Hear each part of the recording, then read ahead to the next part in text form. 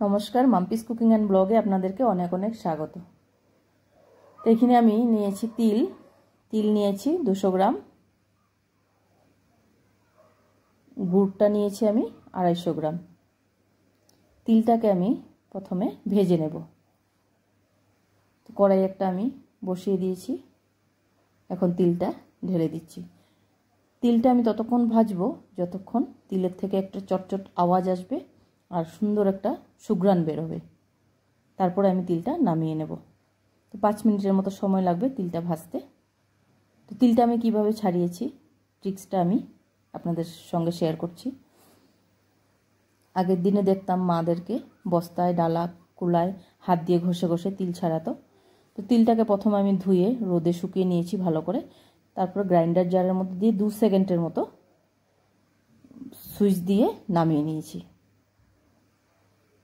তারপরে একটা ডালার মধ্যে ঢেলে আমি চেলে নিয়েছি। তিলের বাকলাটা সম্পূর্ণটা আলাদা হয়ে গেছে। তো এইভাবে করে আমি তিলটা ছাড়িয়েছি।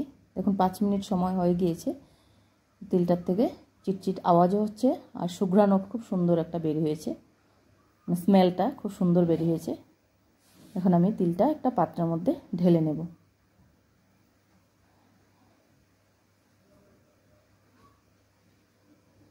এই পাত্রটার মধ্যে আমি তিলটা ঢেলে নিচ্ছি।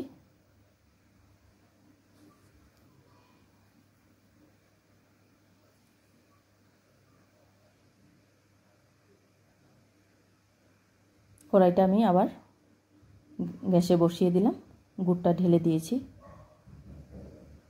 কড়াইটা খুব গরম ছিল, তাই সামান্য উপর থেকে একটু জল দিয়ে দিলাম যাতে গুড়টা নিচে লেগে না যায়। এখন আমি এই গুড়টাকে একটা একতারের শিরা রেডি করে নেব। তো নাড়ুর জন্য এই শিরাটাই ইম্পর্টেন্ট। শিরাটা খুব ভালোভাবে বানাতে হয়। দেখুন একতারের শিরা বানিয়ে নিয়েছি। খুন্তিটাকে আমি উপর দিকে ধরেছি, দেখুন একতারের মতো শিরা পড়ছে।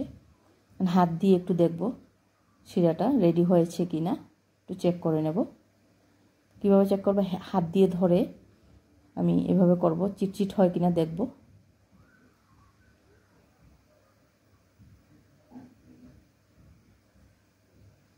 তো হাতটাকে এইভাবে করলেই একটা তারের মতো ভাব বুঝে যাবে। তো রেডি হয়ে গেছে আমার শিরাটা। এখন আমি তিলটা এর মধ্যে ঢেলে দিয়েছি। ভালো করে মিক্স করে নেব। মিক্স করে কড়াইটা আমি গ্যাসের উপরেই রাখবো, নিচে নামাবো না। নাড়ু বানানোর সময় এই জিনিসটাই খুব খেয়াল করতে হয়, ঠান্ডা হয়ে গেলে আবার নাড়ুটা হবে না।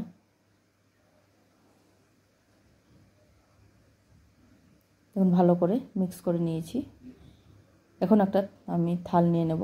থালের মধ্যে সামান্য একটু তেল দিয়ে ব্রাশ করে নিচ্ছি।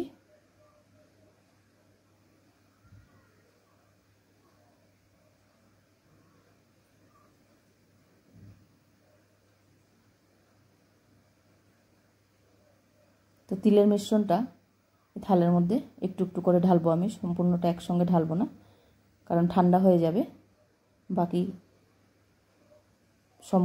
বাকি মিশ্রণটা আমি কড়াইতেই রেখে দেব। একটু করে নিয়েছি। এখন আমি হাতের মধ্যে একটু তেল লাগিয়ে নিচ্ছি। এটা গরম গরমেই নাড়ুটা রেডি করতে হবে। ঠান্ডা হয়ে গেলে নাড়ুটা হবে না, কারণ অনেকটা গরম ছিল। তাই আমি হাত দিয়ে, দেখুন এইভাবে হালকা হাত দিয়ে চাপিয়ে চাপিয়ে তারপর আমি 2 হাত দিয়ে এইভাবে গোল করে নেব।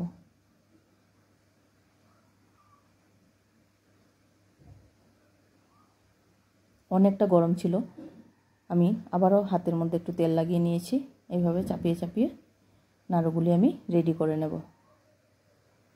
তো আমার ভিডিওগুলি দেখে আপনাদের কেমন লাগে কমেন্ট করে নিশ্চয়ই একটা জানাবেন। ভিডিও যদি ভালো লেগে থাকে তাহলে চ্যানেলটাকে সাবস্ক্রাইব করে দেবেন।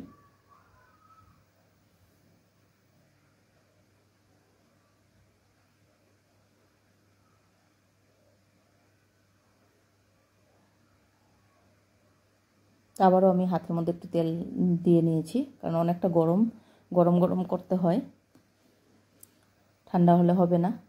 দেখুন নাড়ুগুলি আমার রেডি হয়ে গিয়েছে।